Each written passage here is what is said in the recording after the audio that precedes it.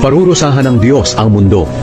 Makinig kayo, wawasakin ng Panginoon ang mundo hanggang sa hindi na ito mapakinabangan, at pangangalatin niya ang mga mamamayan nito.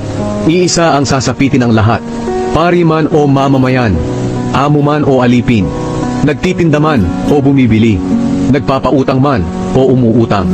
Lubusang mawawasak ang mundo at walang matitira rito. Mangyayari nga ito dahil sinabi ng Panginoon, matutuyo at titigas ang lupa, manlulumo ang buong mundo, pati na ang mga kilala at makapangyarihang tao. Ang mundo ay dinungisan ng mga mamamayan nito dahil hindi nila sinunod ang kautusan ng Diyos at ang kanyang mga tuntunin. Nilabag nila ang walang hanggang kasunduan ng Diyos sa kanila.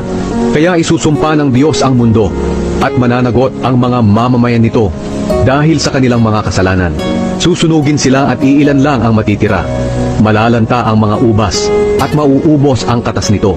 Ang mga nagsasaya ay malulungkot at hindi na maririnig ang magagandang tugtugan ng mga tamburin at alpa at ang hiyawan ng mga taong nagdiriwang.